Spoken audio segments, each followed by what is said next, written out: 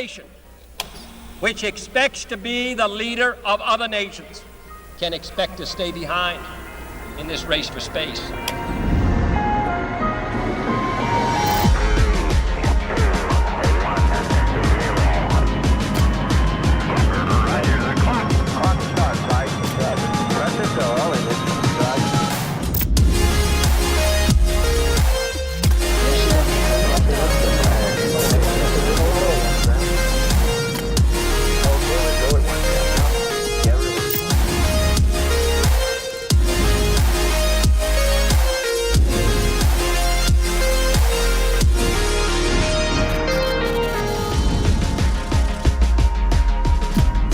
First 3D printed rocket. Rockets built and flown in days instead of years. That is the mission at Relativity. Relativity.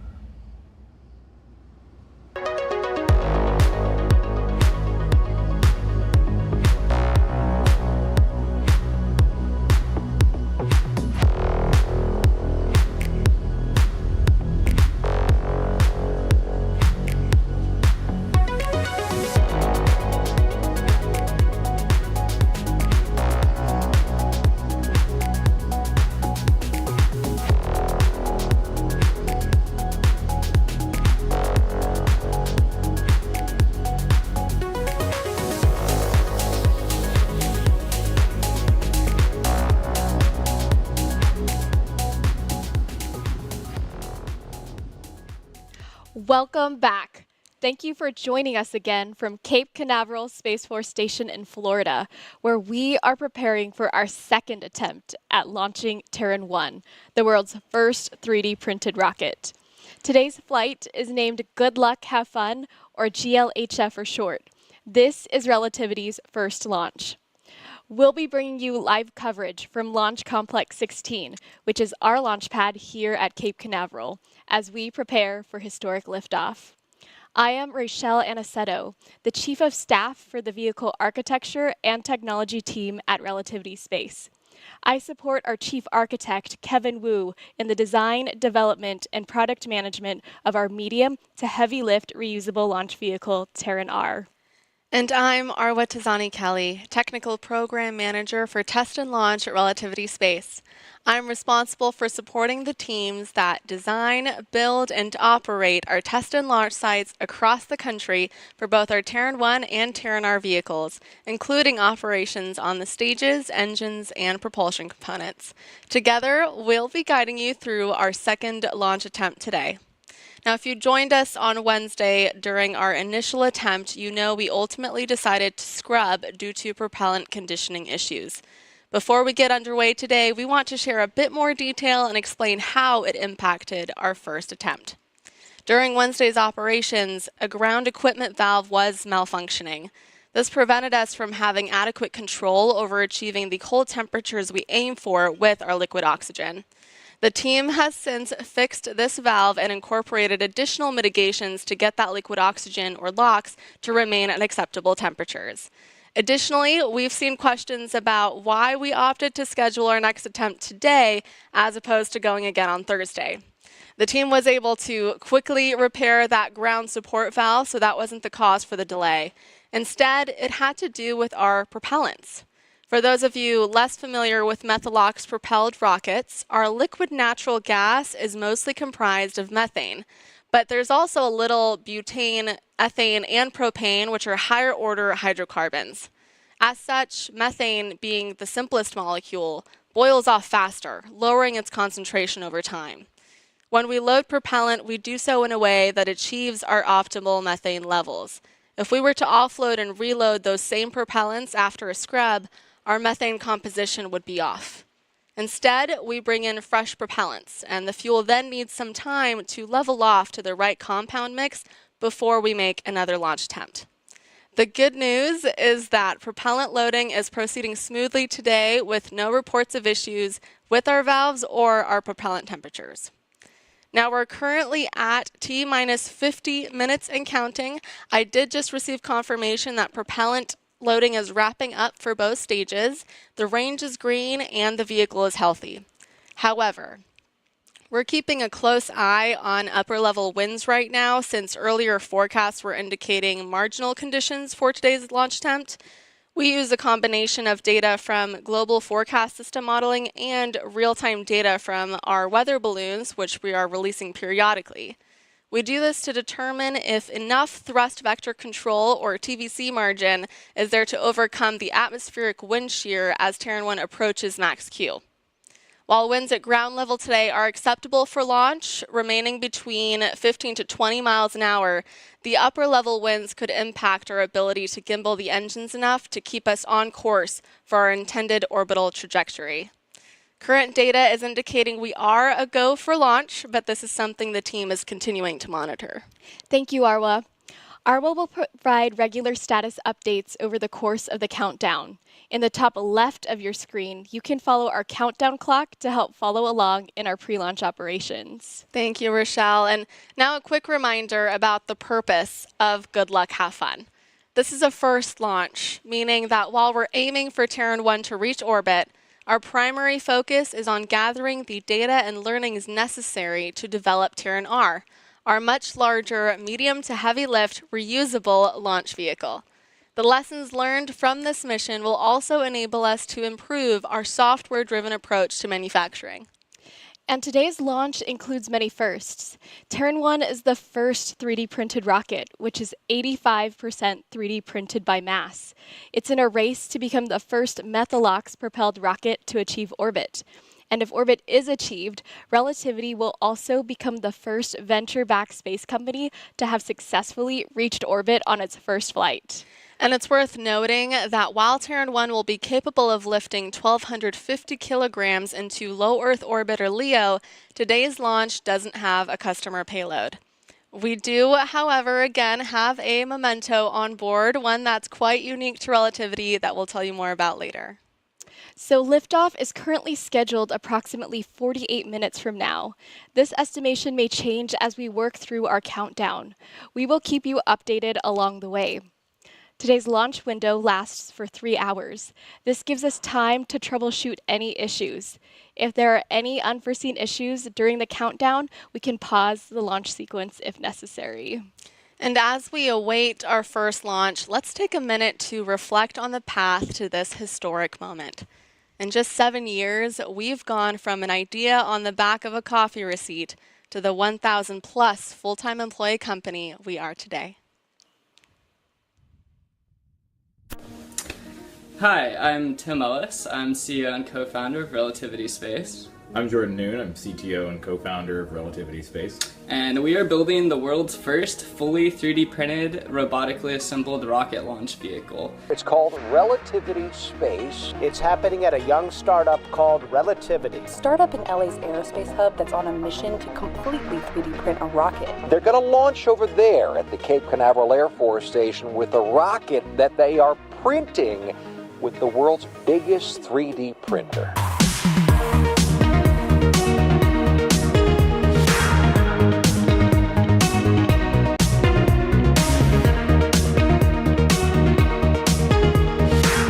Starting Relativity is a pretty big adventure. We wanted to be the first company in the world to 3D print an entire rocket, and I really felt this was inevitable. It's just myself and Jordan Noon. I was 25, I think he was 22, so we were getting an early start at building this thing.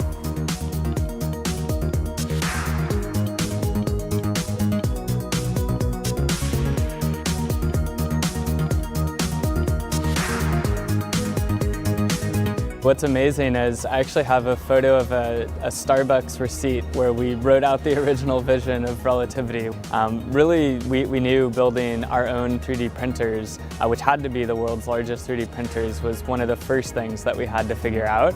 So we spent the first couple of years really refining that technology, just frankly figuring out how to build a finance team, get customers, get any traction at all, really, just to start to breathe life into this vision that we were building towards, and having those first employees really start to define the values and culture of Relativity. Our first engine tests, our first igniter tests, our first Stargate prints of full-scale hardware, and man, I'll tell you, some of those early prints look like piles of metal and pretty crappy, so we really had to figure out how to refine the technology.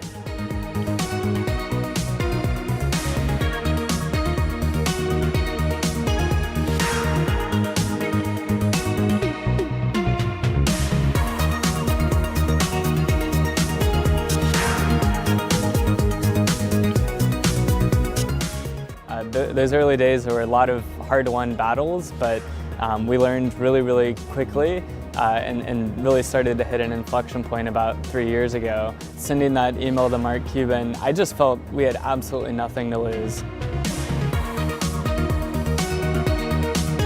3D printing is the future. I really feel so lucky that we live in a special time where we actually have the tools, the momentum, and the ability as a company and as an industry leading humanity's future in space.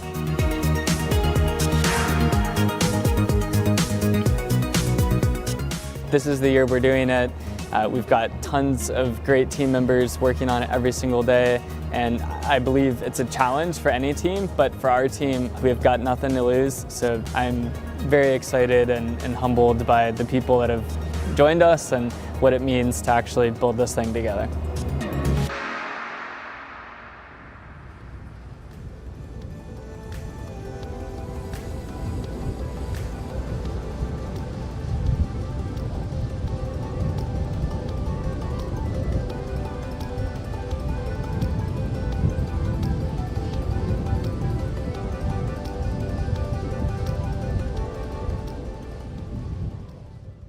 We often get asked, what is Relativity Space? Well, let me tell you, we are a rocket company. We build rockets designed to offer high performance and reliability while costing less to build and fly. This lets us put our customers first. Our long-term vision is to expand the possibilities for the human experience by creating humanity's industrial base on Mars.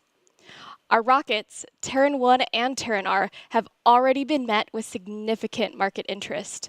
To date, Relativity has announced nearly a dozen signed customers for commercial and U.S. government payloads.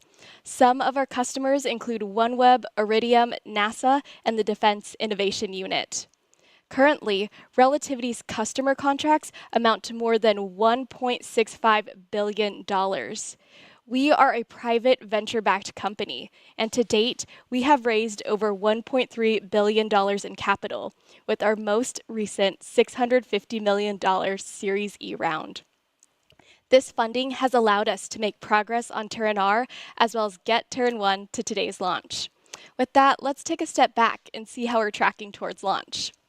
We are currently at T-minus 42 minutes. The vehicle still appears to be operating nominally.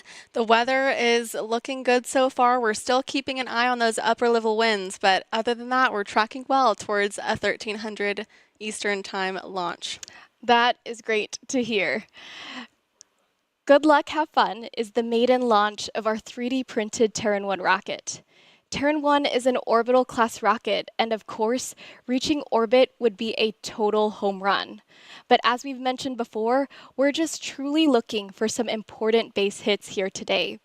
Notably, a key objective for today's flight is largely about proving our hypothesis that 3D printing is a viable way to manufacture a rocket, and it can successfully withstand the pressures of flight. Through robust ground testing, we're confident that we have a real shot at proving just that. And the more data that we collect from this first flight means that we'll have access to more insights. And this will give us the confidence that we're able to execute on Terran R. And it will help us solve all the hard problems that come with building a medium to heavy lift reusable rocket. As a business, we are following the Pathfinder product development approach. So the Terran 1 that you see on the pad today has always been our Pathfinder. It was designed to be a development platform for Terran R, and it has served us exceedingly well to date in that capacity as we've progressed through printing and testing ahead of today's launch. Arwa, what would we call success for today's launch? Well, again, safely clearing the pad, getting out over the ocean, and passing the point of maximum dynamic pressure, or max Q, would be a big inflection point for today's launch. This is because it's the point where the structural loads on the vehicle are the highest, making it one of the more challenging phases of flight. This is the point in flight where we want to prove much of what has already been proven on the ground. During acceptance testing, the vehicle withstood loads even beyond what we anticipate it will encounter during flight, so passing this milestone would effectively demonstrate that 3D printed rockets are structurally viable. If we make it even further to stage separation, we will have achieved a full first stage flight, and that'll be another big accomplishment for the team. From there, we'll attempt to light the second stage and get Terran 1 to orbit. So at that point, it's going to be so tough not to jump out of our seats if we get to that point. Just as a reminder, Stage 2 is targeting a 200 kilometer by 210 kilometer orbit, which is not a traditional orbital target. However, that is our target for today, given that this is our first launch and not a customer mission. There is no customer payload on this flight.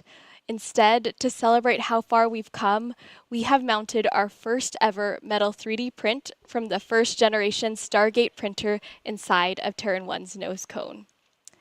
And while we're on the topic of setting expectations, we will also note that we are unsure how much of the second stage flight we will be able to share with you live. While we do have cameras on board, we will be prioritizing vehicle telemetry sensor data for this launch in order to maximize our learnings. And as a result, the video connection could be spotty.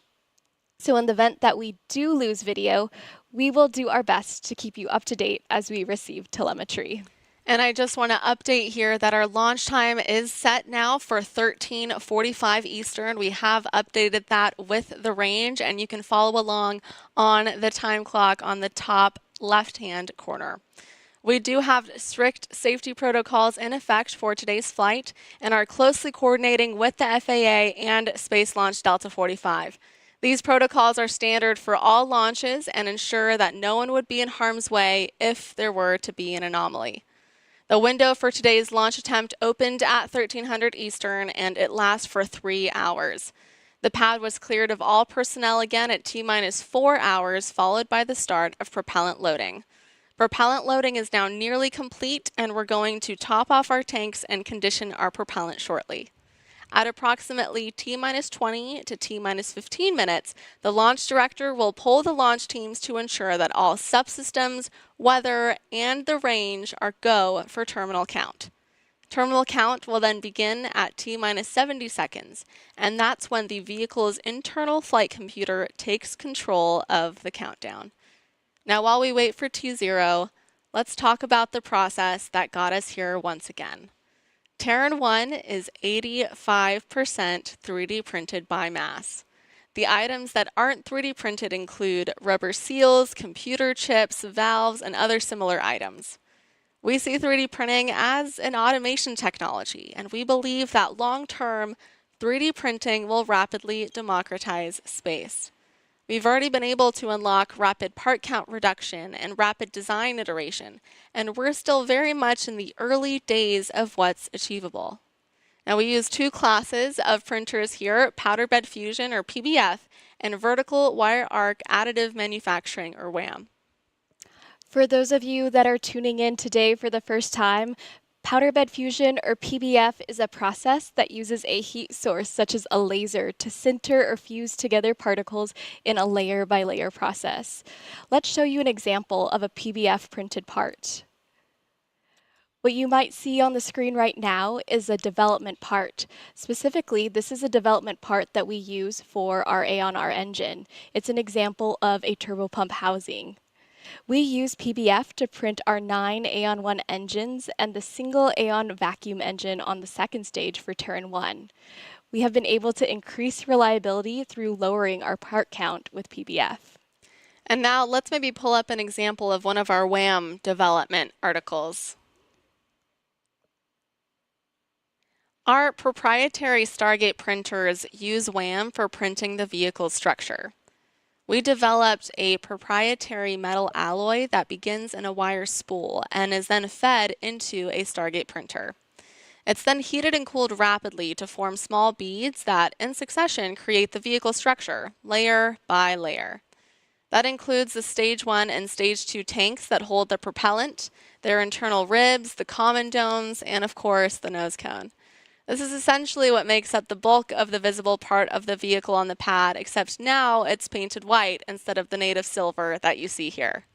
Now, I do want to mention that Terran 1 was again vertically printed using our 3rd generation printer, but our 4th generation printer will move horizontally to increase print sizes for our next and much larger vehicle, Terran R.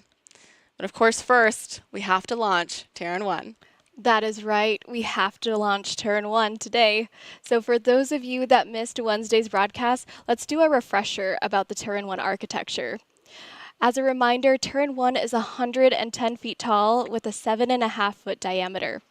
Starting from the left-hand side and the bottom of the vehicle, there are 9 Aeon 1 engines. Each of these engines has a thrust capability of about 23,000 pounds at sea level. This gives us a max total liftoff of over 200,000 pounds. The Aeon 1 engine is designed with a gas generator cycle. We have thrust vector control actuators, or TVCAs, on the engines to gimbal the engines during flight. We have completed more than 2,000 engine hot fires, and with 10,000 seconds of runtime across the 191 Aeon 1 hot fire tests. The 9 Aeon 1 engines are attached to the vehicle through the thrust structure. This is what takes the loads from the engine thrust. And above the thrust structure is the stage with the WAM printed tanks that Arwa just shared about. This holds liquid oxygen on the top tank and liquid natural gas on the bottom tank. These tanks are pressurized using an autogenous pressurization system. We tap off a portion of the propellant from the engine, and this is run through heat exchangers that are mounted on the engines. The liquid propellant is converted into a gaseous state, and then this is piped back into the top of the tanks to maintain our required tank pressures. Above stage 1 is the WAM printed interstage, and this holds our stage separation mechanisms. For stage separation, we use a pneumatic pusher system. And above the interstage is stage 2, which has a single Aeon vacuum engine. This engine has a thrust capability of more than 25,000 pounds in vacuum and has the capability of multiple restarts. Stage 2 also has WAM printed tanks just like stage 1. And above stage 2 is the WAM printed nose cone. For future missions, this would be replaced with a fairing and also have a fairing separation system. As we mentioned, there is no customer payload for today since this is our first launch, but we did design Terran 1 with a payload capacity of 1,250 kilograms to low Earth orbit, or LEO, and 900 kilograms to sun synchronous orbit, or SSO, for customer missions. All data from Terran 1 development will be fed into Terran R. But our Terran 1 rocket is only part of the formula. As we get closer to liftoff, Arwa, how about another status update? Yeah, of course. We are now at T-minus 31 minutes and counting. We're not tracking any current weather violations. As I said earlier, we're still going to keep an eye on those upper level winds, but the range is still green and the vehicle systems are still nominal. So as of now, we're still a go for our scheduled launch time. Now for our new viewers, here's a little more info about the systems you're seeing on the pad. The rocket rolls out of the hangar horizontally and is then lifted vertically by the transporter erector. This is the black vertical truss structure you see there behind the rocket. And then you'll also see 4 large towers surrounding the pad that make up our lightning protection system. They protect the vehicle from any direct lightning strikes. Inside of those, we have 4 much smaller black posts called rainbirds. They're used for acoustic mitigation for the rocket and do so by covering the pad with water to dampen the reflected acoustics at liftoff. The small flame you see at the bottom right of your screen is the flare stack. No need to worry there, this is intentional. It burns off flammable gases from propellant loading, venting operations, and priming of the engine igniters. It's a little harder to see here, but there it is. The small slide-looking structure beneath the vehicle is our water-cooled flame diverter. It's used to mitigate the heat from lighting the engines, and it directs the exhaust plumes away from the vehicle. You'll also see what looks to be 3 different levels under the rocket.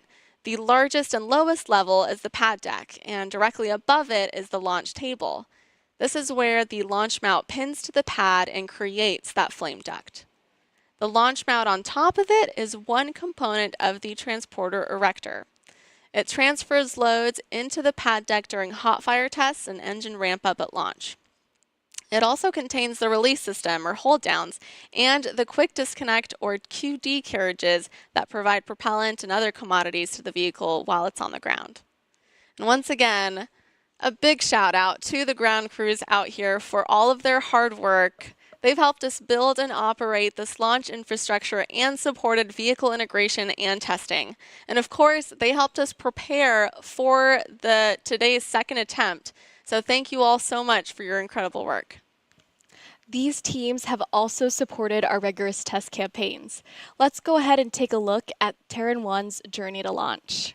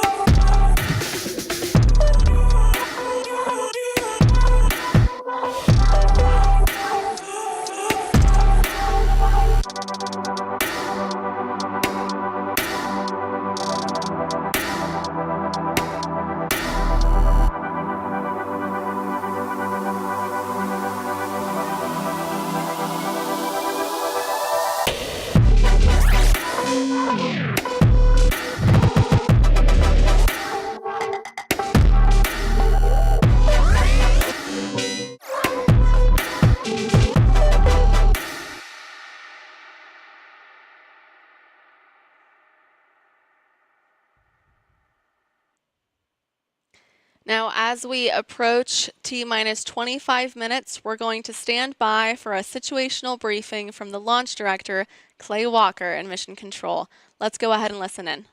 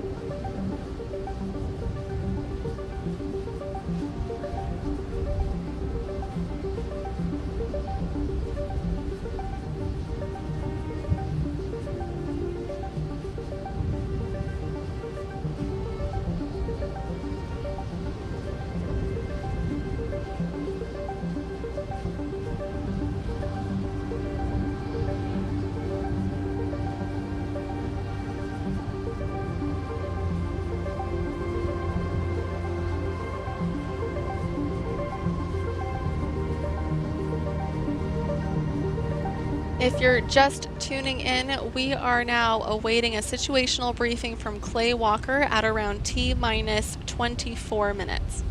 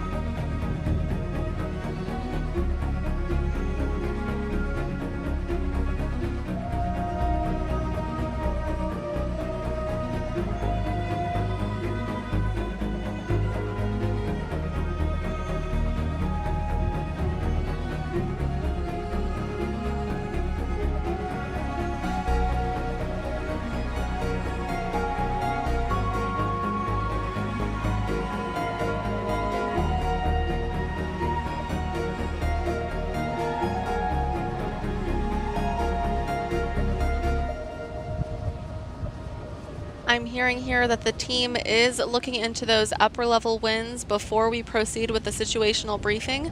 We should have an update here in just a few minutes.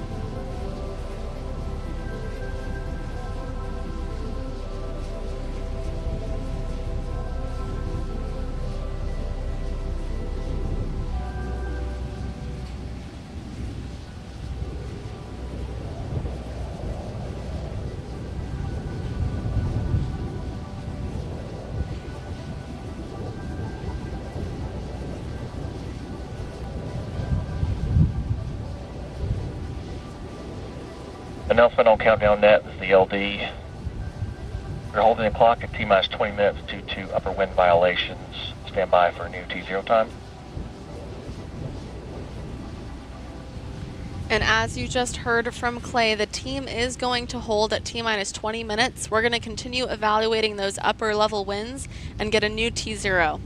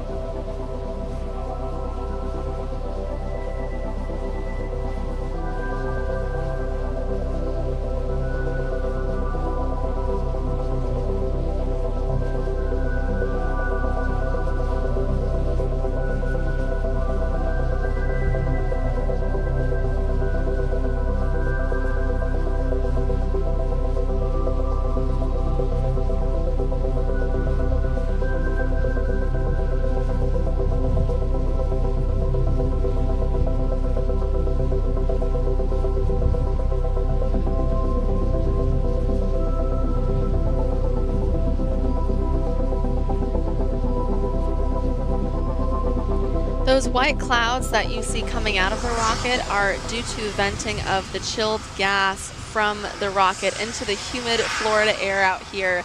That's why the gas condenses into vapor and looks like clouds when it's coming out.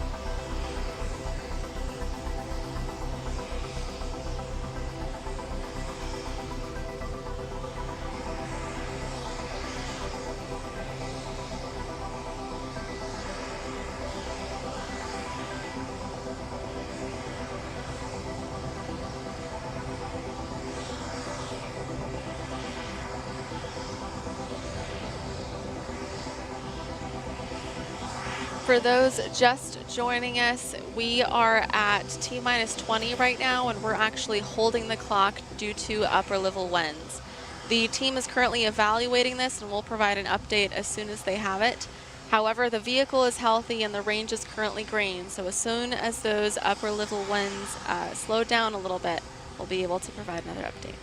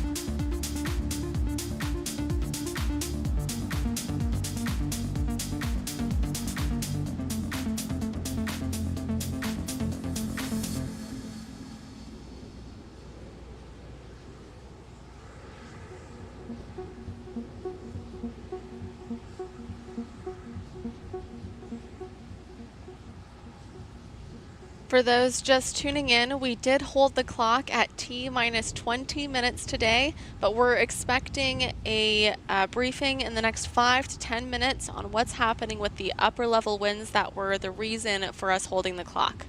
We'll continue listening in and hopefully everything sounds good.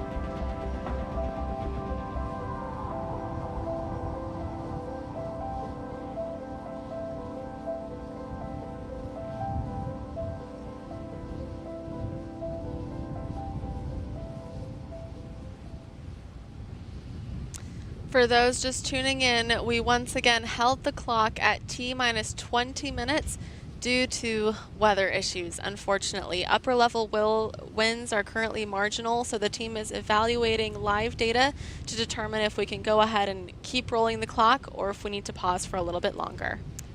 And as we wait on that additional data on the upper level winds and as we get an update from the team, let's go ahead and take a moment to get an idea about all the work that the integrated performance team does for Relativity Space. Hi, I'm Ryan Kraft. I'm Katie Wallace. My name is David Brown. I'm the Director of Integrated Performance at Relativity. I'm a vehicle simulation engineer. And I'm a staff vehicle simulation engineer. One of the key things that we focus on in the department is connecting all the different teams, making sure the structures work with the engines work with the software, and the software works with the electronics hardware. I was lucky enough to work in a few different hardware startups. This is actually number 5 for me. Worked on electric vehicles, race cars, rockets, and manned spacecraft. A typical day in the life for me at Relativity can vary a lot, but in general, it'll involve running a lot of different trades and analyses, helping with mission planning tasks, and also building up new simulation capability. I've spent my entire career working on simulation controls. I started off working in the automotive industry on hybrid vehicles, and later moved on to motorsports and general consulting for other industries. When I saw what was going on at Relativity here about 3.5 years ago, I realized this is the coolest place to be on Earth, and I wanted to join the team. Some of the things that we get to learn every day, I don't think you can learn anywhere else, and the team that I get to do it with just makes it even sweeter. Specifically, some of the big challenges are around figuring out what parts of accepted practice in the rocket industry still make sense for us, and where we should change things, or when we should just throw it out and start over with a completely new approach. I think one of the most exciting challenges is getting to work on Terran R, especially because our team gets to be really involved with the early design, running different trades and analyses and trajectories. And it's challenging because it's never been done before, but it's really exciting to really get to help shape this new vehicle. My role is usually involved taking small components and subsystems and integrating them into complex system models, which then have great predictive capabilities. What I find most exciting about this is then taking these models and using that capability to help guide design work. There's a lot of places where an engineer can come in today and still define how Relativity will do rocket engineering for the next 5 to 10 years. When we look for candidates in the integrated performance team, the main thing that we're looking for is hunger to face really hard problems and excitement to learn as you go. We're just looking for people with different views, different experiences, and different ideas to find the right way to do a reusable rocket next time around. I think someone who would be a great candidate for Relativity would be someone who enjoys working on complex problems and solving difficult challenges. Having any background with simulation or launch vehicle modeling is always helpful, as well as orbital mechanics or general physics background. One thing I would suggest for candidates coming from more traditional physics backgrounds is to basically demonstrate that you have the experience of taking the analysis that you've performed on a computer and turning that into actionable insight that you can share with the team and use to help guide design decisions. Right now the team's about 40. We're looking to double that in the next year or so. We've been growing a lot in the last year, but definitely a lot more to come as we get ready for Terran R and all the fun physical challenges there. One of the very unique opportunities here at Relativity is being part of a lot of technical firsts. We printed our first rocket, we're testing it right now. We're about to go through our first launch, then our first customer, and eventually our first re-entry landing of a booster and reuse of it. One thing that people might not know about working in an integrated performance team in a rocket company is that a lot of us didn't have a rocket background when we came in. People come from cars, software development, engineering analysis, planes, missiles. I feel like the opportunity for a really fast pace of learning across a very broad range of technical topics, you can't really find that anywhere else. I think what draws people to Relativity is it's a unique type of physics.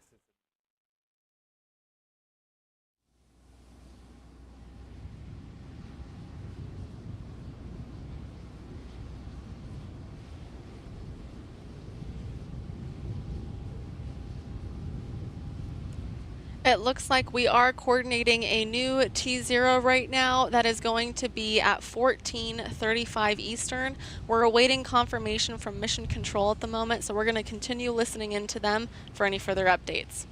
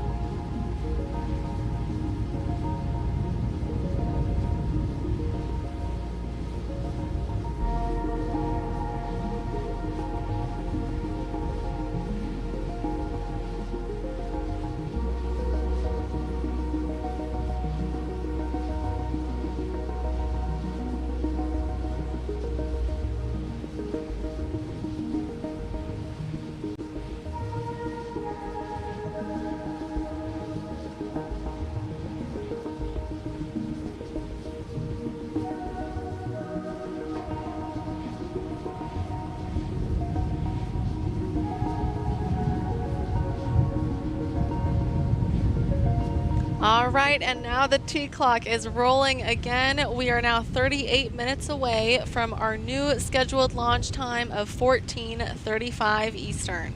Again, that's 14:35 Eastern, less than 40 minutes away.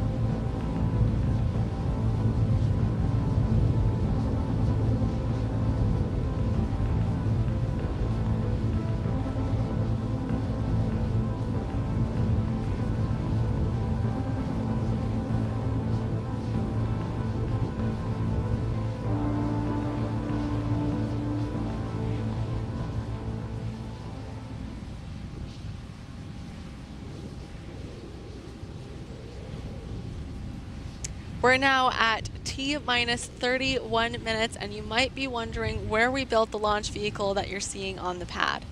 We currently have 2 manufacturing facilities in Long Beach, California, and today's rocket was printed at our second factory called the Portal, while our new headquarters, named the Wormhole, is home to our 4th generation Stargate printers. This is the 1 million square foot facility we are currently expanding into that will serve as the epicenter for Terran development and production. Speaking of Terran, Terran 1 is truly a pathfinder to that vehicle. The real opportunity in the market, as proven by our customer contracts. We are actually already ramping up production for this medium to heavy lift reusable vehicle. We have designed it to be capable of 20,000 kilograms to low Earth orbit, or LEO, and we plan to still benefit from the large-scale metal additive manufacturing. One key learning from Terran 1 is with the engines. Let's take a look at this clip of the Aeon thrust chamber assembly test.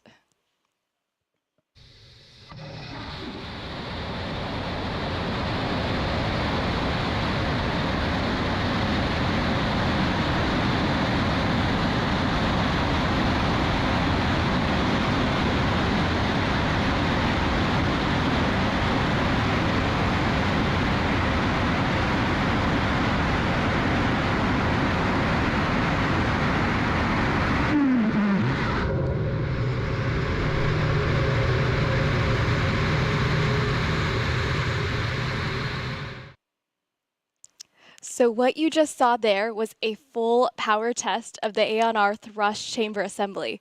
I want to give a special shout out to Jake Shearman, Senior Manager of Combustion Devices, the Propulsion Test Team, and the Stennis test teams for accomplishing that critical milestone. So full power means 258,000 pounds of thrust at sea level. That is what we are designing Aeon engine to. And that is 10 times the capability of the Aeon 1 engine that we have on Terran 1 today.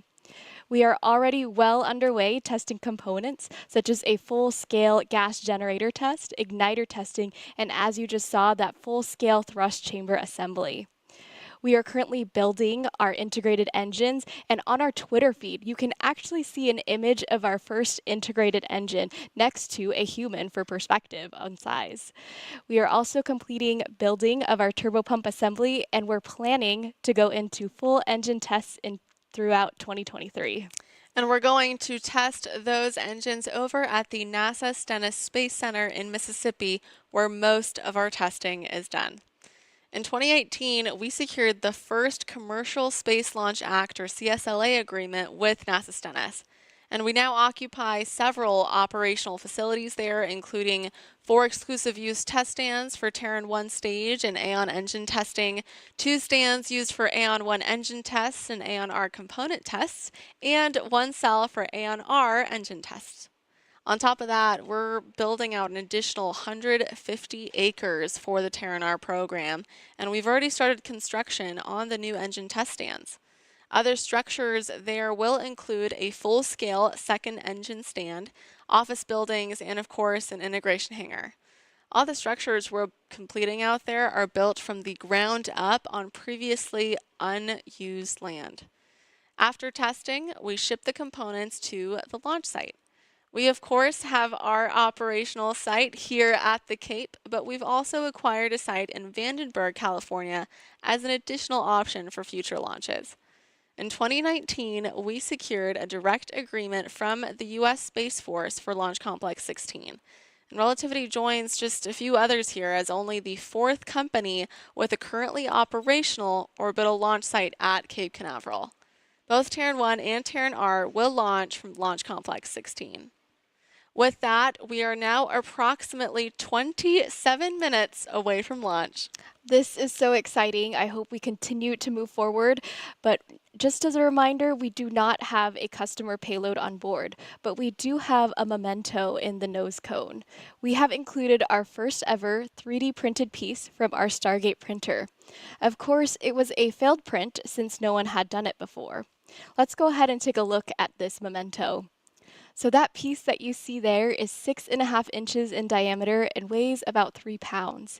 It is our first completed circular test article for which we used our first generation aluminum alloy. Since then, we've added a machined centerpiece with a GLHF for good luck, have fun, and our mitosis logo to commemorate this maiden launch. And from our very first failed print 7 years ago, it's taken a relentless focus on innovation and almost countless iterations to get to where we are today. The world's first 3D printed rocket on the launch pad here at Cape Canaveral. Like the first print, Terran 1 is the first step of many towards making humanity a multi-planetary species. As a reminder, our primary objective for today is to gather as much data as possible to help develop our future vehicles, including Terran R, our larger medium to heavy lift reusable launch vehicle. Now we're currently at T-minus 25 minutes. We're going to continue standing by for further updates from Mission Control.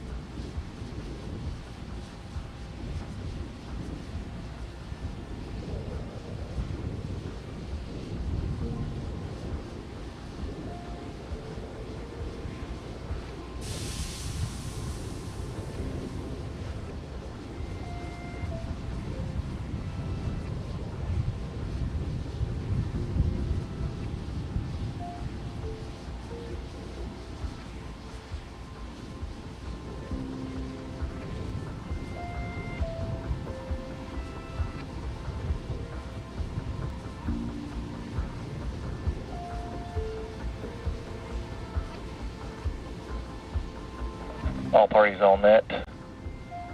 Situational briefing for pre-go, no-go.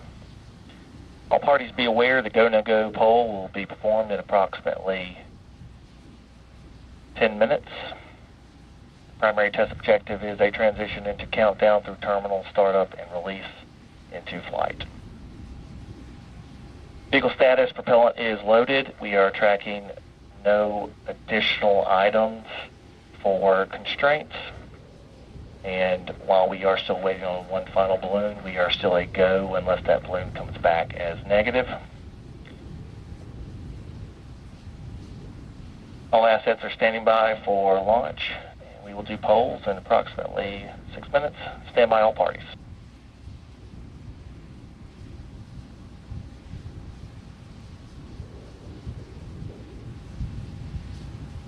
And you just heard that situational briefing from Clay Walker. The vehicle is very healthy right now, and the only issue that we're tracking is unfortunately the weather. But we are awaiting data, the latest data from our weather balloon to determine if we can continue and go ahead with our scheduled launch time of 14:35 Eastern.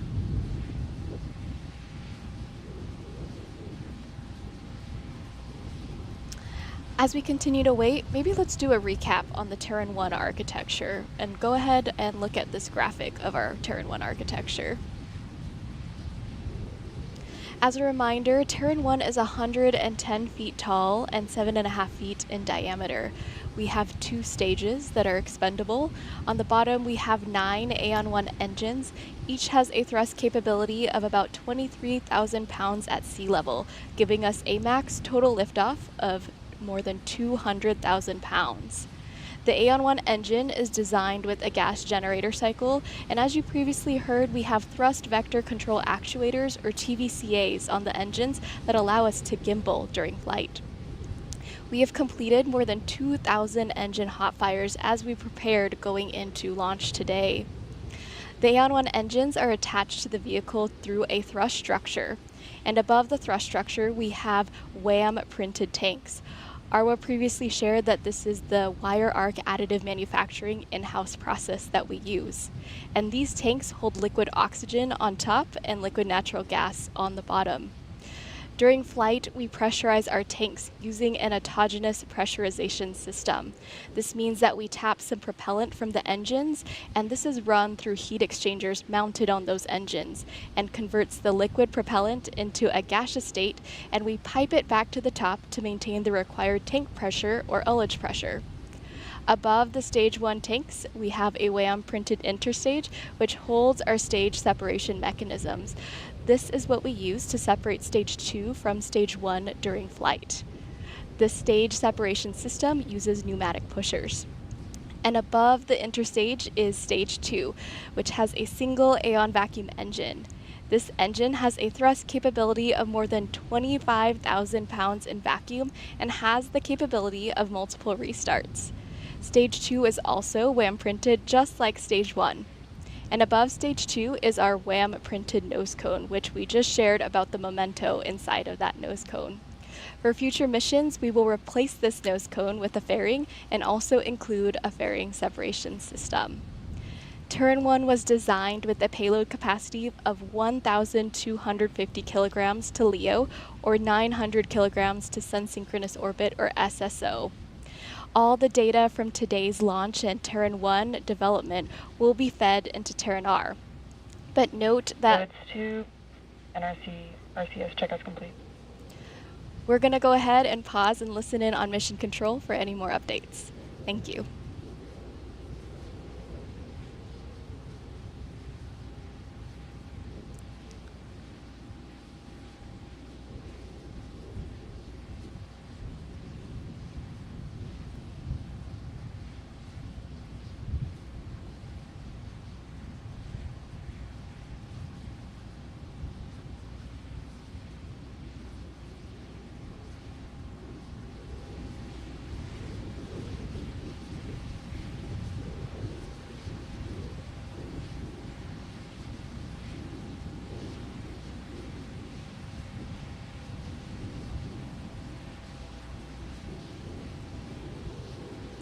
As of now, it seems like everything is on track, and we're going to perform the go, no-go polls in just a few minutes here, so we're going to stand by to listen into mission control.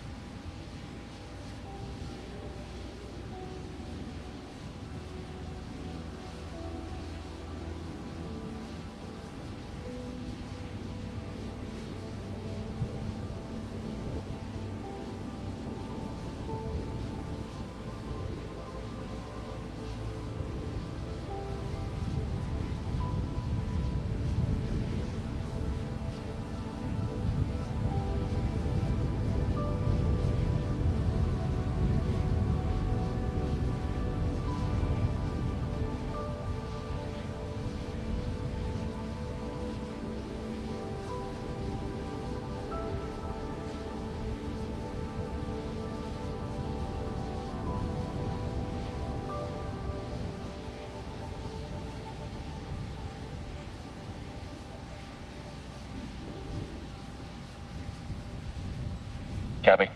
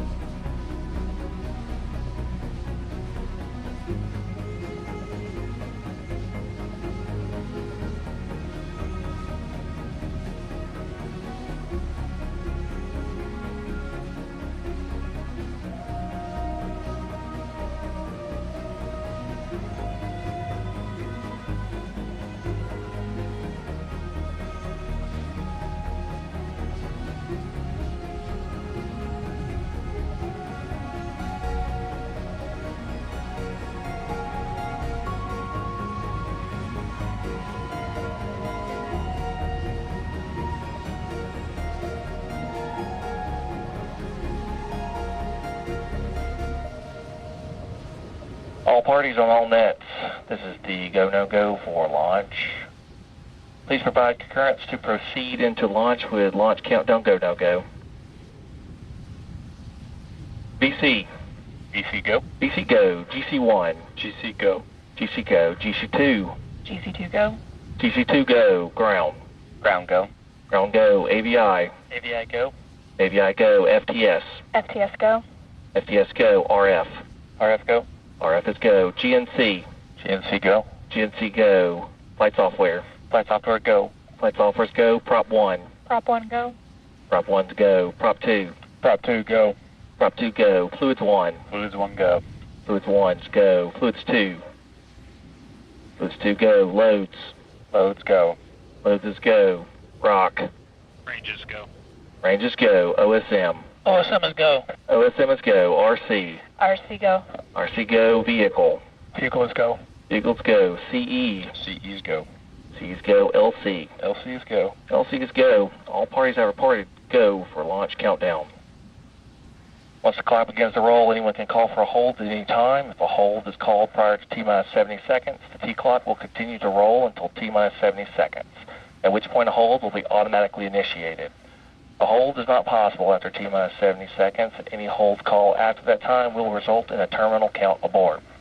Should a hold or a manual abort be necessary, the person calling for a hold or abort should say clearly on comms, hold, hold, hold, or abort, abort, abort. In the event that OSM requires a hold, OSM will initiate the hold command on the OSM GUI and notify the LD and the RC on the primary net. And you just heard our launch director complete the go, no-go polling with our mission control team. As you heard, all systems are currently healthy, so as of now, we're able to proceed with our scheduled launch time in just about 13 minutes. Throughout today's live stream, you've been hearing callouts from Mission Control. Now let's take a moment to introduce you to our Mission Control team.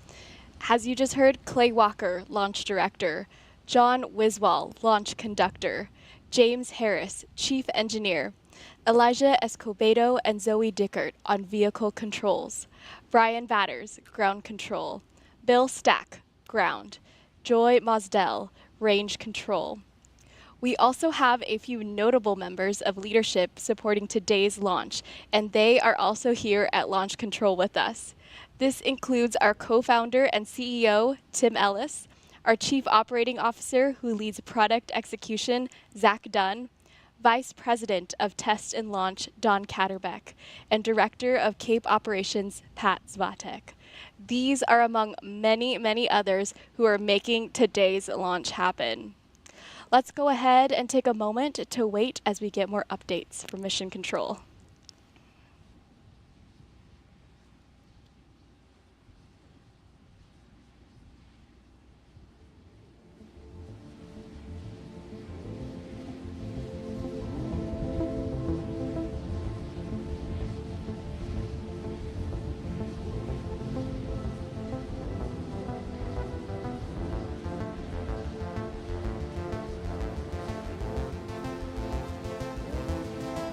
For those curious, you'll be able to see small white pieces falling off the rocket. Not to worry, that is just ice falling off from the frost on the vehicle due to the chilled propellant inside. On the other view, you might have also seen a small flame to the far left of the view, and that is just the flare stack that's used to burn off any flammable gases from propellant loading and venting operations.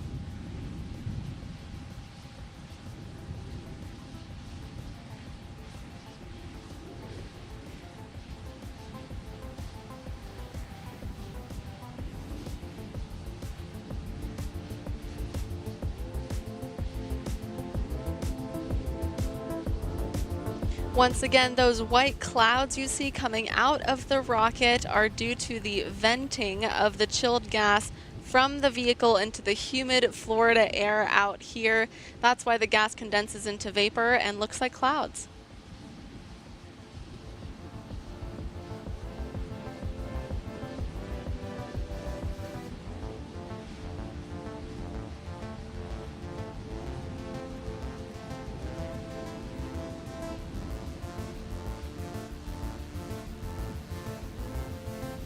In just about 46 seconds here, we will begin our countdown sequence.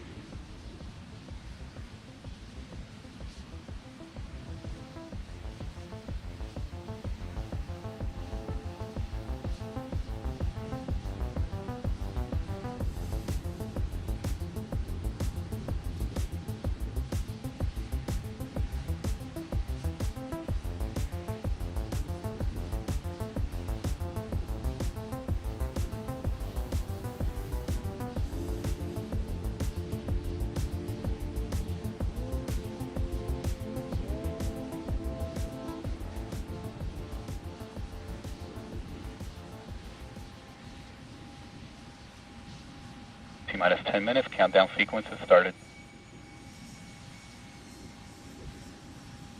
And we're currently at T-minus 9 minutes and 45 seconds.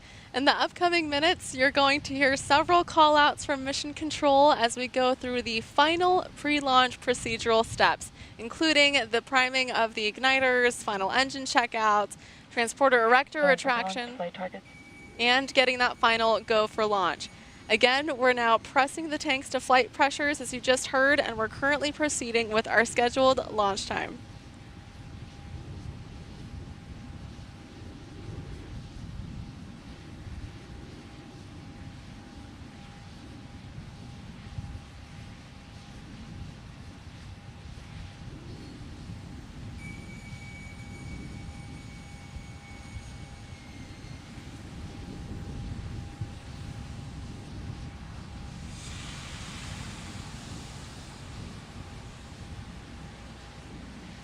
In just about 30 seconds, we'll be transitioning stage 1 to helium.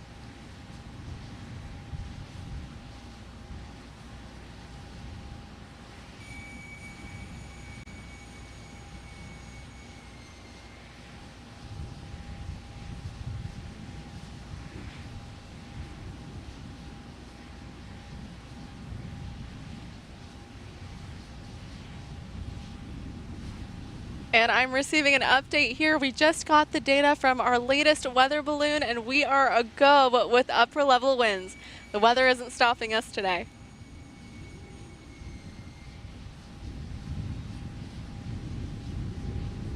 Stage 1 pneumatics have transitioned to helium.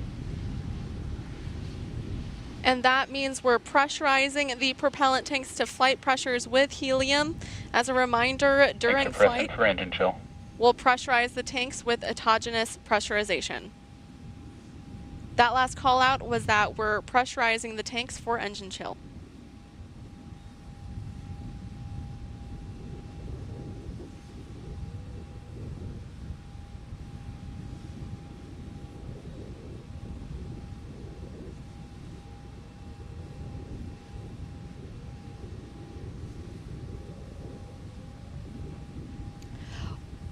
We're now getting into the business end of today's countdown. Let's take a moment to walk through the launch timeline. At T-minus 3 minutes, the transporter erector, or that black truss structure, will retract just a few degrees to give the proper angle for umbilical separation. At this point, the vehicle will be on internal power. Then at T-minus 70 seconds, the vehicle will go into terminal count. This is again when the vehicle's internal flight computer takes control of the countdown. And we then go into final flight termination checks to igniters and flight targets. And get FTS go from the launch conductor in coordination with the mission flight control officer and operations safety manager.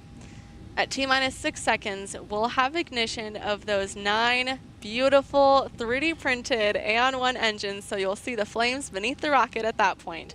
And at T0, we will have liftoff. Shortly after that, at T+2 seconds, the strong back will throw back to assist in removing the umbilicals and clear the path for the vehicle to fly. At T+12 seconds, we'll begin our pitch over program, and at T+80 seconds is that important milestone of max Q, or the point of maximum dynamic pressure. This is again where the structural loads on the vehicle are the highest, making it one of the more challenging phases of flight. At approximately T+160 seconds, we will get to main engine cutoff, or MECO. This is when the stage 1 engines will shut off. This will be followed shortly by stage separation and ignition of the Aeon vacuum engine. Second stage will burn for a little under 5 minutes, and then at approximately T plus 463 seconds, we'll have second engine cutoff, or SECO. As a reminder, we do not have a fairing or any payload deployments for today's first launch. We'll go ahead and continue listening in on mission control.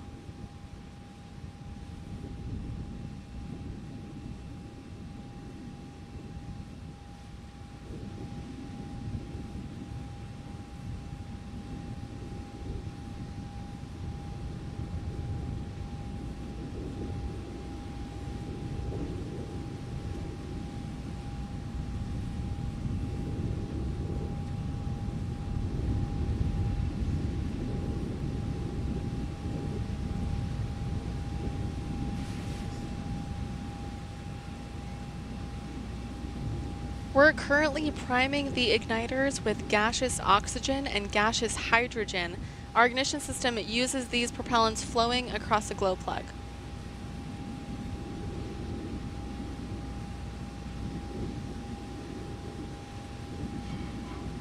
Stage 1 igniters priming in. Stage 2 igniters, final press. As a reminder, GLHF is our maiden launch, so while a nominal flight would have Terran 1 reach orbit today, our primary goal is to learn as much as we can and demonstrate the product concept. A major milestone would be to have Terran 1 make it through max Q, the point of maximum dynamic pressure.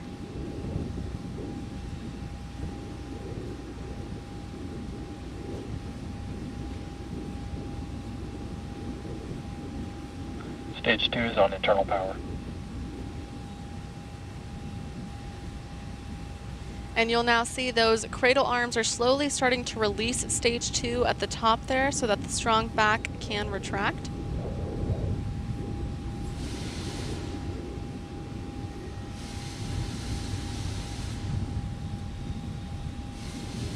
Stage 1 TVC checkouts.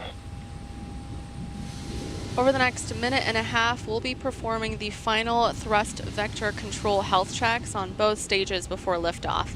You'll be able to see the engines gimbaling or tilting if we're in that engine view. There we go.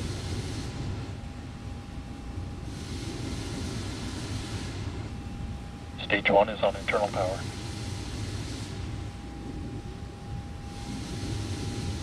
Strong back retracting. And now that black truss structure behind the vehicle will retract just a few degrees to prepare for umbilical separation.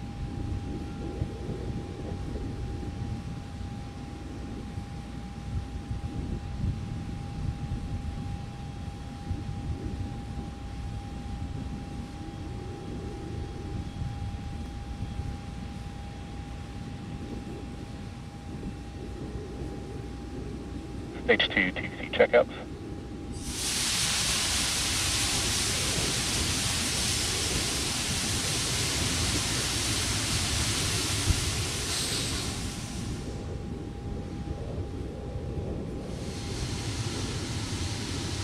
As we approach T-minus 2 minutes, what you're looking at on your screen is a vehicle that is 85% 3D printed and it is about to fly. Next up, our range coordinator will ask the range for their final grain status.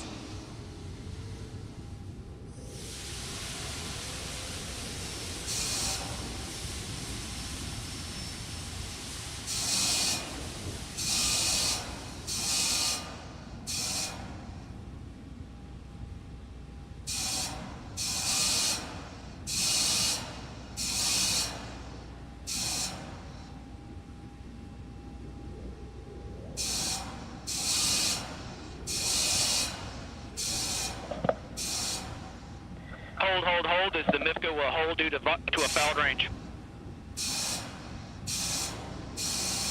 You heard that call out. Someone is calling a hold due to the range. We're going to stand by for updates.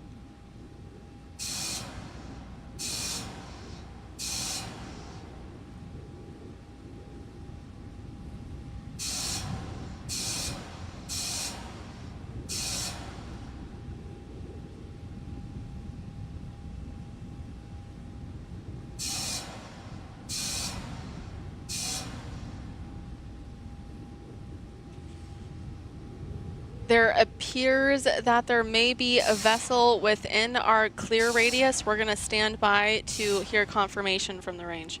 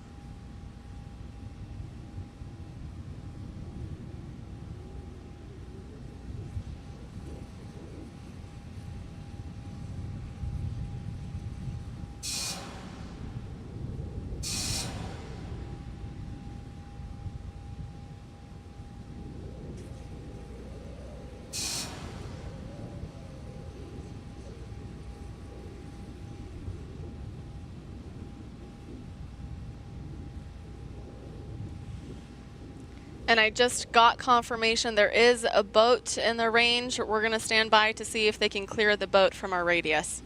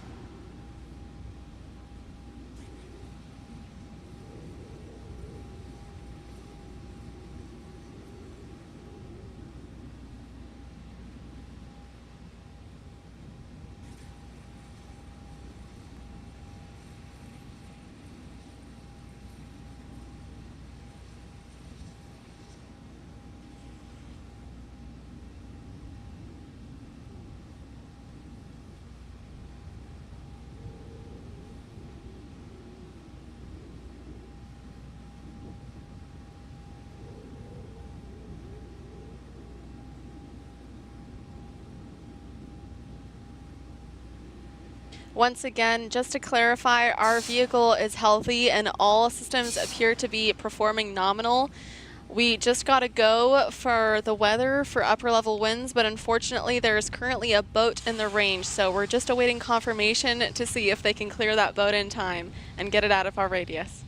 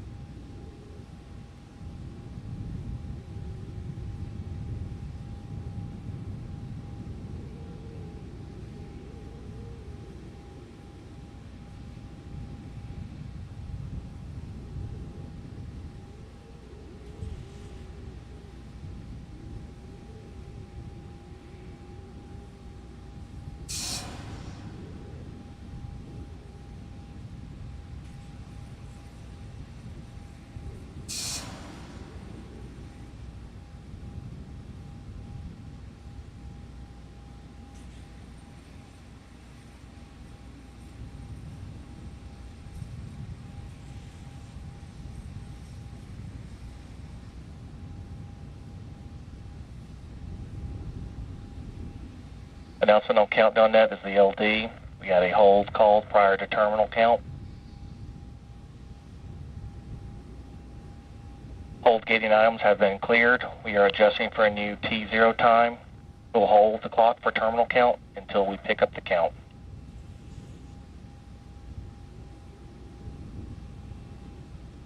All right, now we are just confirming a new launch time. All items that were blocking us and giving us a red range have now been cleared out. So we're going to await that updated launch time and then update the T clock above as necessary.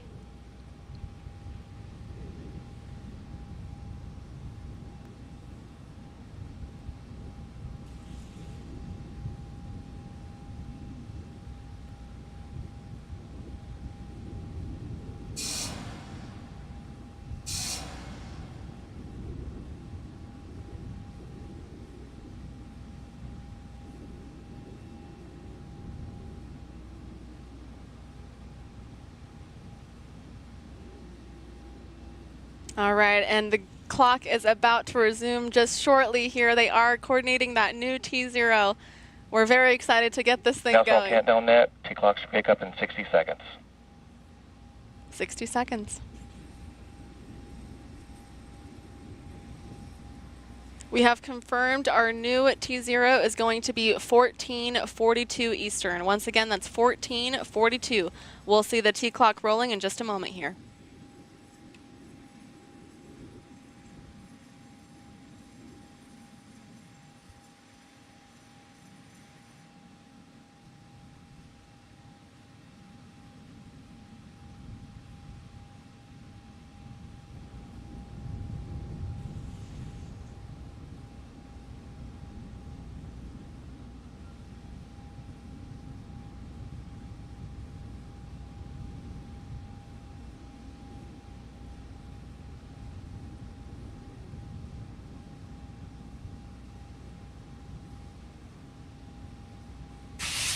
T-clock's rolling. Terminal count.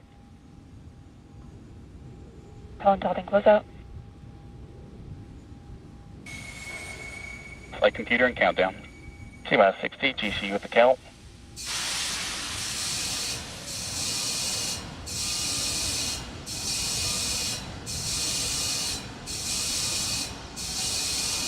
LD, are you go for launch? LD is go for launch. And we just got that final go for launch from our launch director. We are now just about... Range green. Range is green. We're now about 30 seconds away from the moment that we've all worked so hard for our first launch. We've had a lot of fun with you, Terran 1. Good luck. And here we go.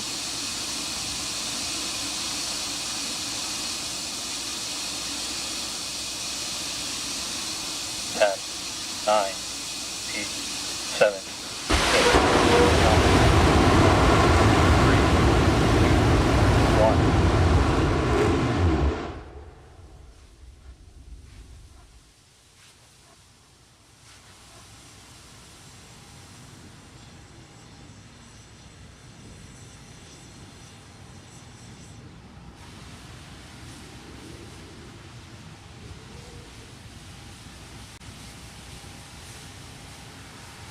As you can see, we had ignition of our engines, but the T-clock did hold at T0. We're going to stand by for updates.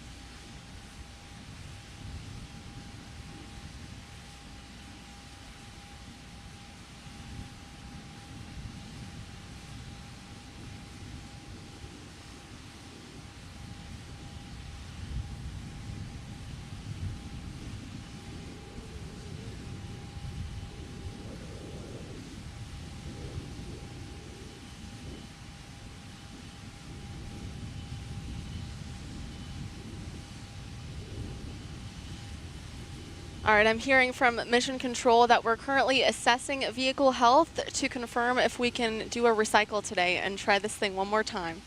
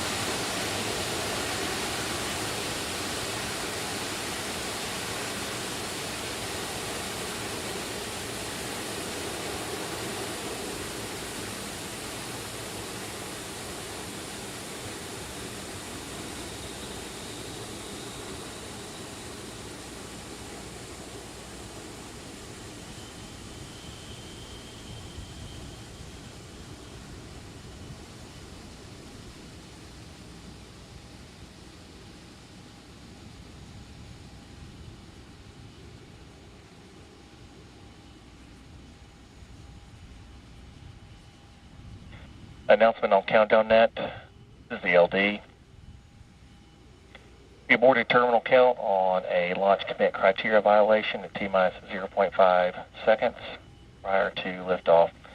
We're safing the vehicle and assessing recycle opportunities.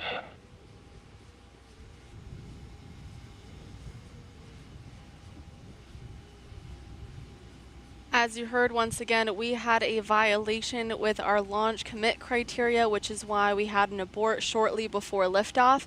The team is continuing to assess vehicle health to confirm if we can have a recycle today.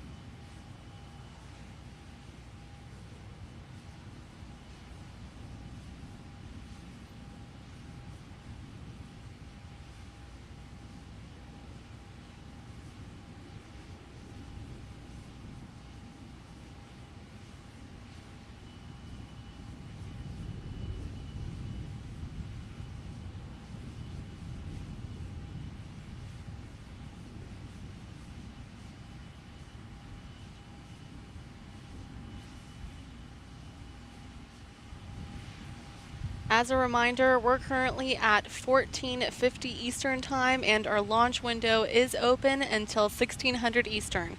So our teams are currently assessing any recycle opportunities that we have during this time.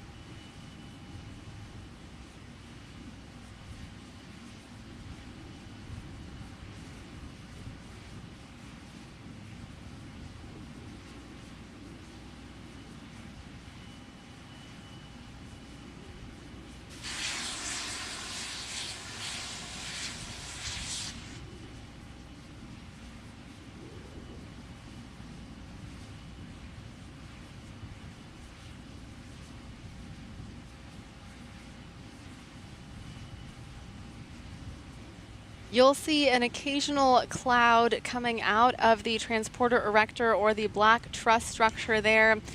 That is just because we're creeping our propellant topped in case we can re-attempt a launch before the end of the window today at 4 p.m. Eastern.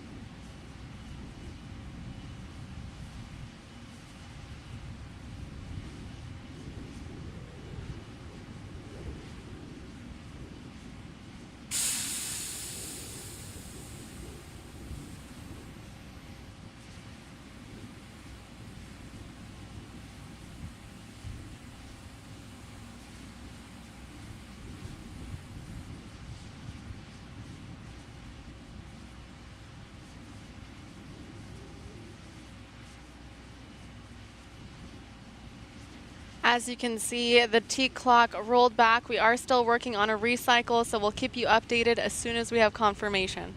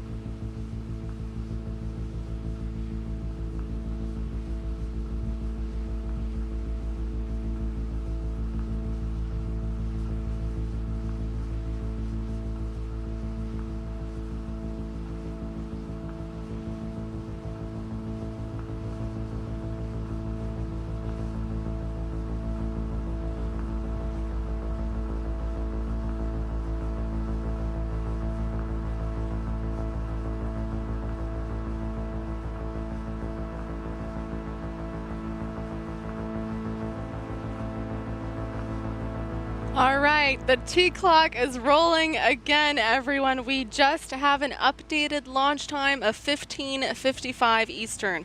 Once again, 15:55 Eastern in just under 44 minutes. We're going to keep going.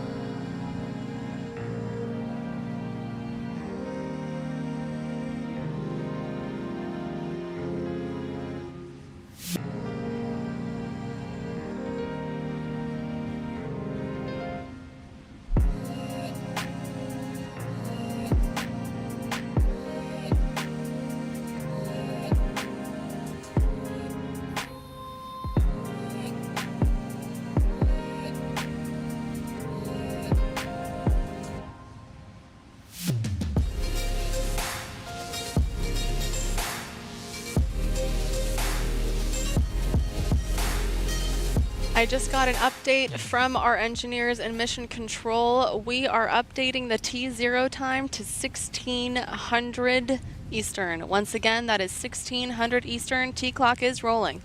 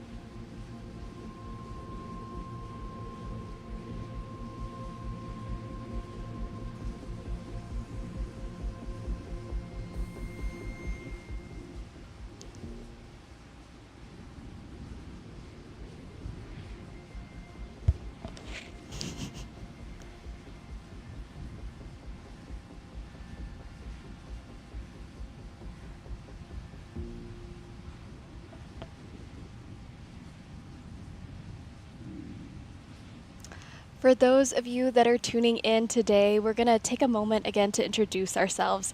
My name is Rachel Aniceto. I am the Chief of Staff for the Vehicle Architecture and Technology team.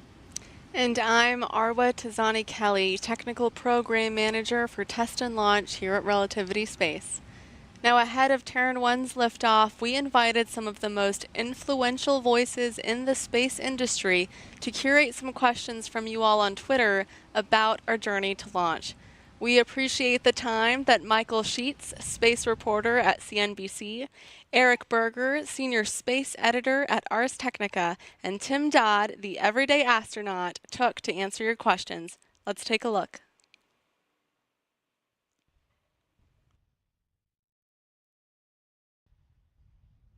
This question comes off of Twitter from Danny Stover. Many launch companies fail their first attempt. Will Terran 1 reach the same fate? What makes Relativity's approach different? I want to hear, Michael, what do you have for that one?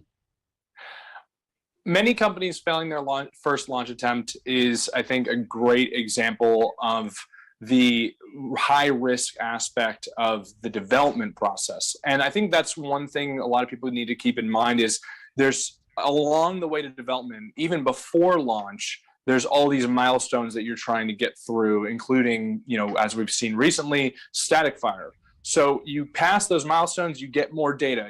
As you move closer and closer, the end goal is, can we not just get into space, not just get into orbit, but deliver into the targeted orbit, get to the place we want to actually be? And I think a nice analogy of it is like ordering an Uber. You want an Uber that's going to get you the closest to your destination, ideally your front door. But if your Uber is dropping you off, a couple miles away, you're probably not going to continue, using the app anymore because you're going to try to go with a competitor who's actually getting into that ideal orbit. So will it make its first attempt is that open question. And I think I really want to stress the development side of where the company is, because people see failure at kind of any stage and they go, oh, this is a wash. But it's really important to understand that ultimate goal of an intentional specific orbit. I'll answer the question a little bit more bluntly. I do think Relativity probably will fail on their first launch attempt. If you look back at no new space company has ever reached orbit on their first flight attempt. You had Rocket Lab fail, SpaceX failed on their first attempt, Virgin Orbit failed, Firefly failed, ABL failed. And so, it's the odds are against them, and more credit to them if they succeed.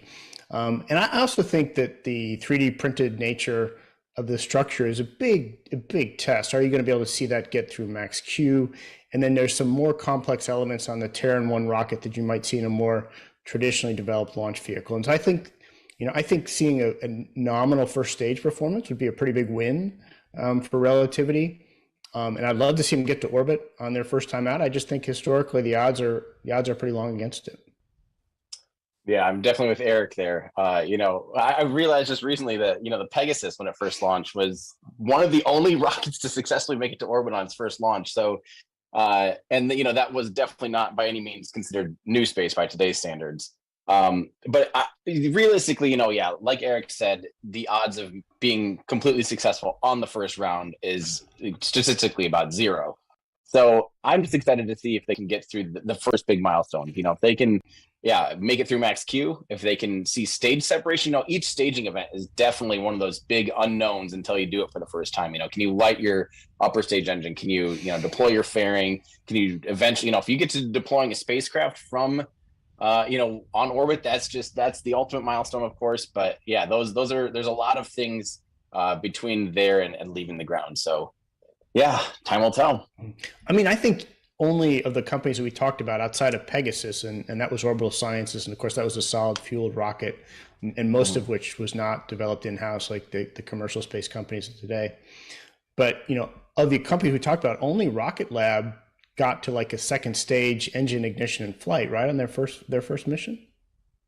Yeah, 21st century wise, that's definitely true. And I think another way to tackle this question is defining failure, because when you talk about many companies fail their first attempt, you need to understand the multi-step process of a rocket launch. And I think that's another important aspect where depending on how far they get towards their ultimate goal, will categorize whether this is a learning experience from a failure standpoint, or this has a lot more to build upon. And every step that they complete during the launch is another check mark towards success.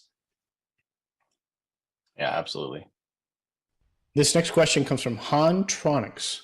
With the capability of 3D rocket printing, will we see a day when rocket engines are a part of the ship structure such that their major components won't need to be removed, inspected, or replaced after every launch? I don't remove my engine in the car every 1,000 miles. I think there's always going to need to be some kind of repairability and separateness of the components of the structure of the vehicle and the engines. I mean, there's just an inherent, physical moving parts. You have bearings, you have valves, you have components that just would need to be inspected on any vehicle. And if you completely integrate that into the structure to the point of not being able to remove and service it, you just really, you really limit yourself. Now, if you're talking about an expendable launch vehicle, there is the potential that integrating it could actually add potentially some reliability or simplicity or mass saving. So it depends on your overall goal. If you're talking about a reusable vehicle that you're flying over and over and over, completely integrating it to the point of not being able to even remove and service it is probably not the best idea, in my opinion. I would just say that, this is an impossible question to answer now, because we have to see if 3D printed rockets are capable of flying. And that's the great thing. What I love about the launch industry today is you've got all these companies trying different things, right? You've got ABL out there trying to basically build a miniature Falcon 9 as simple as possible, a modular approach, ship it and shoot it from a launch pad. You have, Virgin Orbit trying air launch. You had Astra trying to build the cheapest, perhaps less reliable rocket, and you got Relativity doing additive manufacturing. And so it's great to see all of these different approaches, because we're going to try them all out, and it takes a real world test, I think, to get the right answer ultimately. I'll do this one. This one comes from Kyle A. Mabe asking, what other markets in the space sector or beyond do you see Stargate technology being applied in? I kind of mentioned it earlier. I would love to see, large scale additive manufacturing be used for, automobile prototyping, race car prototyping, especially. Oh my God, like the Formula One world, where every year the cars have new restrictions and new rules and a new, set of rules to have to engineer by. Being able to at scale develop stuff with a 3D printer makes all the sense in the world. So I think that's a pretty no-brainer, would be the automotive industry. I think there certainly are potential other market use cases, but additive manufacturing, obviously predated Relativity, and they're trying to apply it in this really significant way with such enormous structures. And I think that's the fascinating aspect, is you try out the technology behind the rocket in such a extreme use case, where then other sectors can look, where can we apply this? Where can we iterate faster by implementing printing these as solid entire structures, as opposed to different pieces that you put into, whether it's for shipping or other large industrial components. You can see the kind of downstream effects of basically a demonstration of, hey, we can build a rocket with this type of technology. What else can't we build?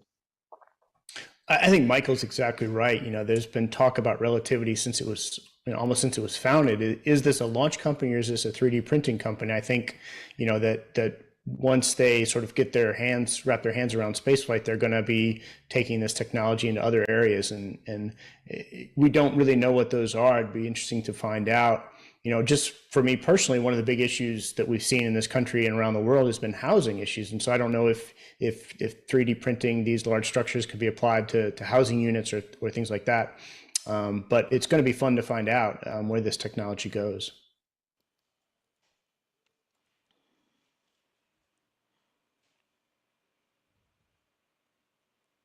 That was a great video answering some of your questions on Twitter. Now we are at T minus less than 30 minutes from our launch with our updated launch T0 time of 4:00 p.m. Eastern. So that is 1600 Eastern.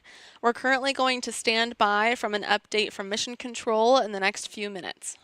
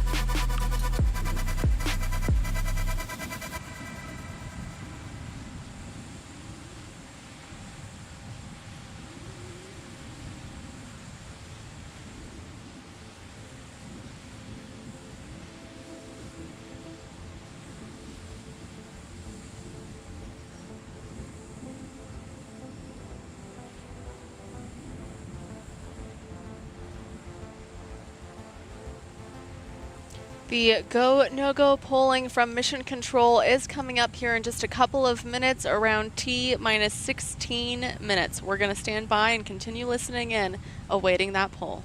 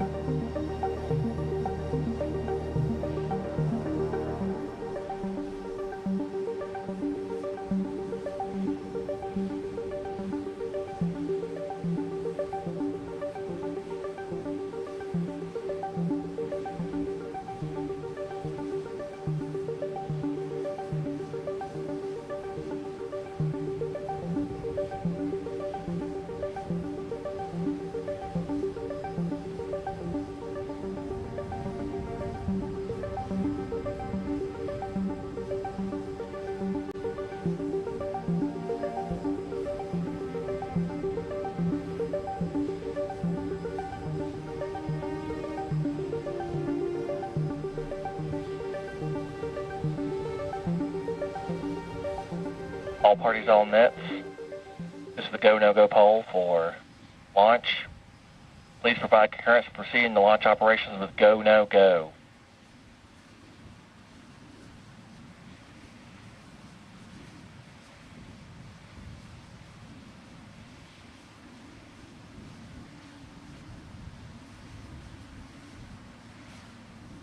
GC go.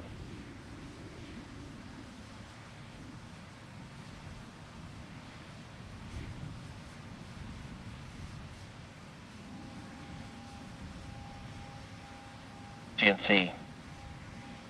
Flight software. Prop 1. Prop 2. Fluids 1. Fluids 2.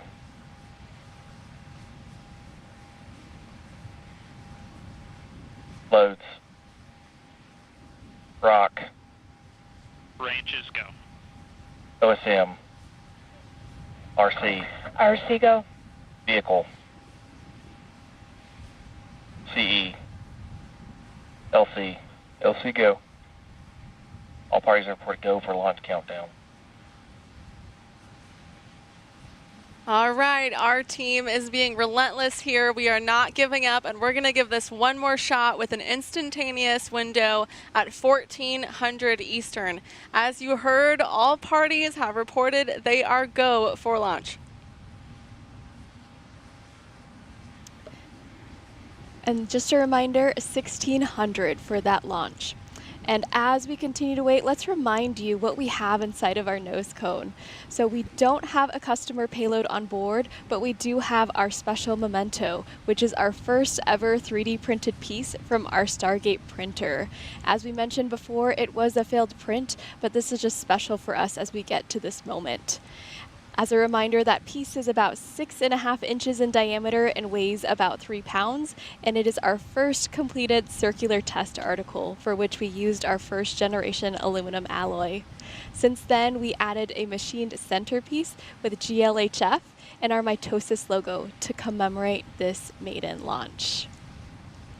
We'll go ahead and tune back in to mission control and wait as we get closer and closer to launch.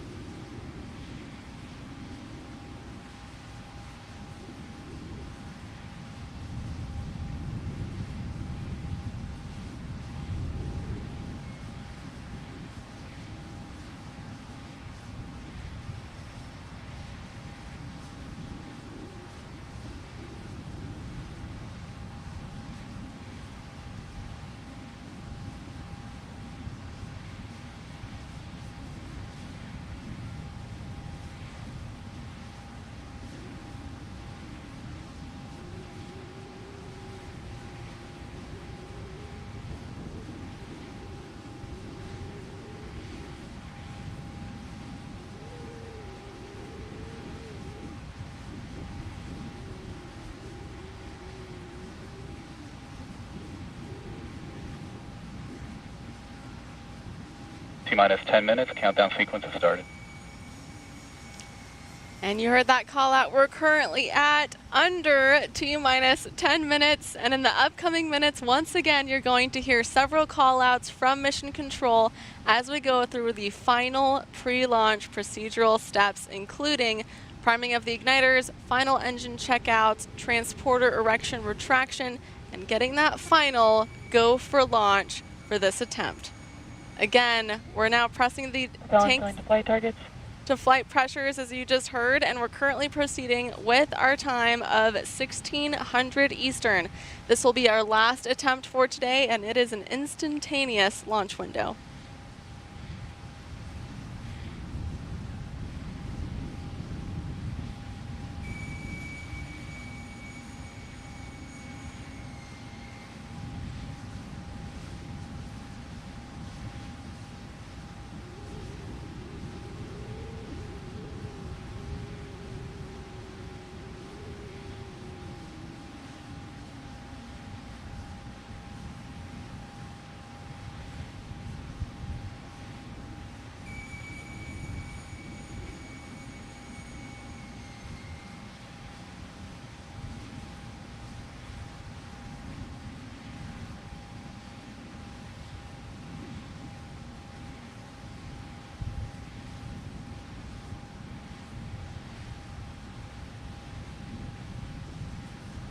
Stage 1 will be transitioning to helium shortly.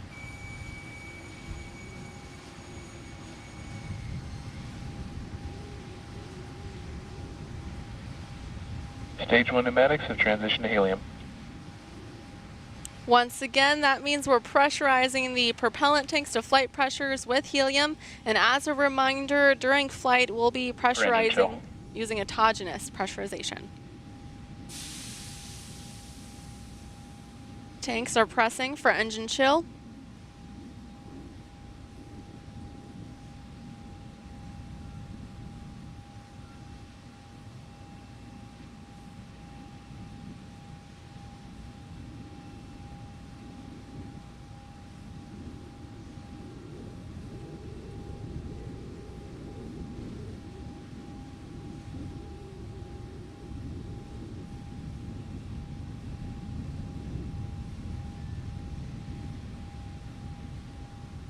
Since we're getting into the business end, let's remind you about our launch timeline. Arwa, take it away. So again, at T-minus 3 minutes, the transporter erector or the black truss structure behind the vehicle is going to retract just a few degrees to give the proper angle for umbilical separation. At this point, the vehicle will of course be on internal power. At T-minus 70 seconds, Stage 2 igniters to flight targets. the vehicle will go into terminal count, and this is again when the vehicle's internal flight computer takes control of the countdown. We'll then go into flight termination checks and get FTS go from the launch conductor in coordination with the mission flight control officer and operations safety manager. At T-minus 6, we're going to see that ignition one more time of those 9 Aeon 1 engines. So you'll see the flames, the blue fire, I should say, beneath the rocket. Stage 2 igniters priming in. And at T0, we'll have liftoff. At T plus 2 seconds, the strong back is going to throw back to remove the umbilicals and clear the path for the vehicle to fly. At T plus 12 seconds, we'll begin our pitch over program. And then at T plus 80 seconds, we're going to reach max Q, or the point of maximum dynamic pressure. This is again where the structural loads on the vehicle are the highest, making it one of the more challenging phases of flight. At approximately T plus 160 seconds, we will get to main engine cutoff. That is where the stage 1 engines will shut off, and it will be followed shortly by stage separation and Aeon vacuum engine ignition. Our second stage will burn for a little under 5 minutes. Then at approximately T plus 463 seconds, we'll get to second engine cutoff when that Aeon vacuum engine will shut off. And as a reminder, we do not have a fairing or any payload deployments for today's first launch. With that, we'll go ahead and sit back and listen back to Mission Control.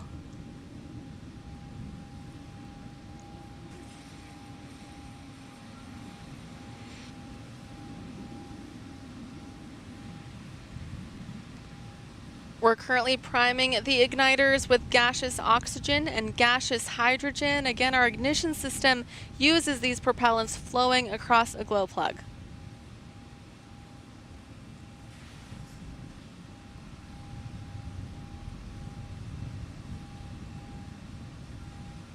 Less than 5 minutes away.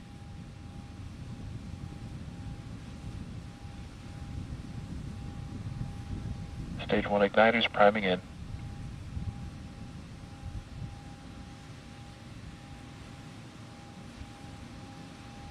GLHF again is our maiden launch. So a nominal flight would have Terran 1 reach orbit today, but our main goal is to learn as much as we can about this vehicle and demonstrate the product concept.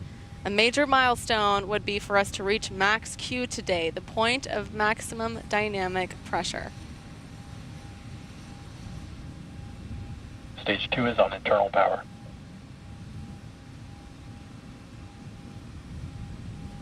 And the TE cradle disengaged. TE cradle, there we go, disengaged. You'll see that cradle arm slowly start releasing stage 2 so that the strong back can retract.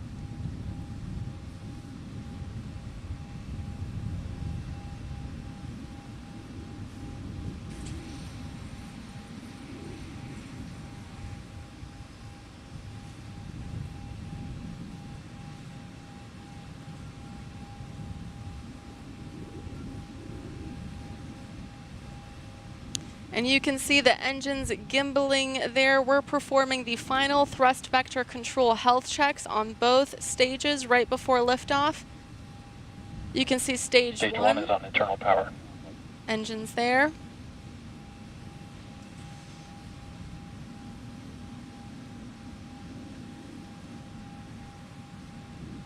Strung back retracting. And now that black truss structure will retract just a few degrees to prepare for umbilical separation. There it goes.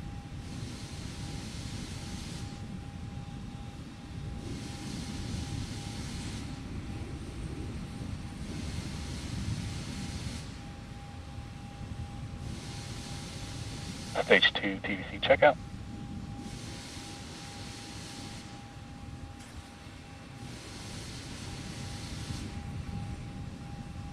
As we approach T-minus 2 minutes, just a reminder, the vehicle you're looking at is 85% 3D printed.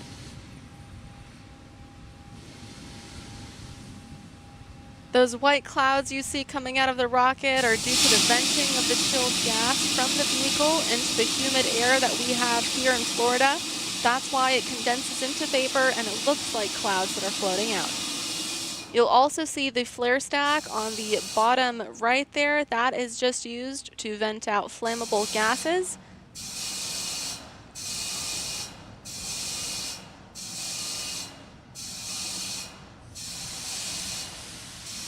Next up, our range coordinator will ask the range for their final status.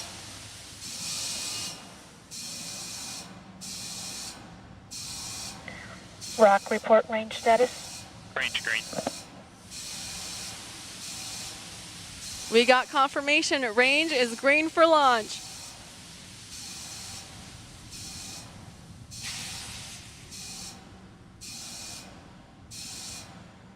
Propellant topping closeout. Flight computer and countdown.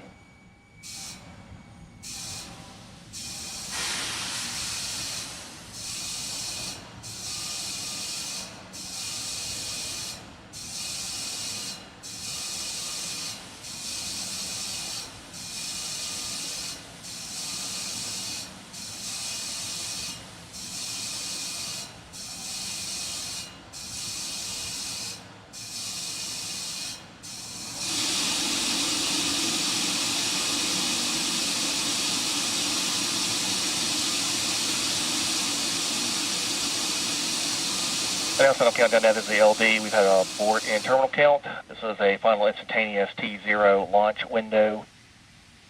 We are going to be scrubbed for the day. Safing up the vehicle. Thanks for playing.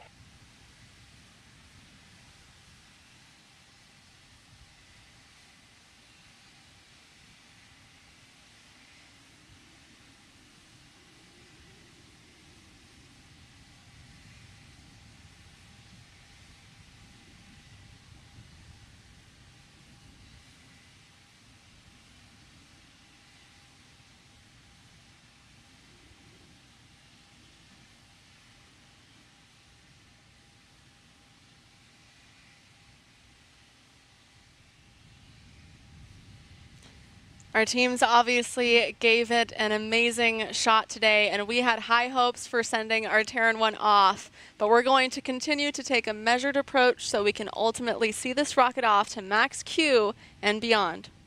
Once we have an update on the timing of our next launch attempt, we will share that via Twitter at Relativity Space. We hope you will join us again soon to see the world's first 3D printed rocket fly. I am Rachelle Aniceto. And I'm Arwa Tizani Kelly. Thank you. See you next time.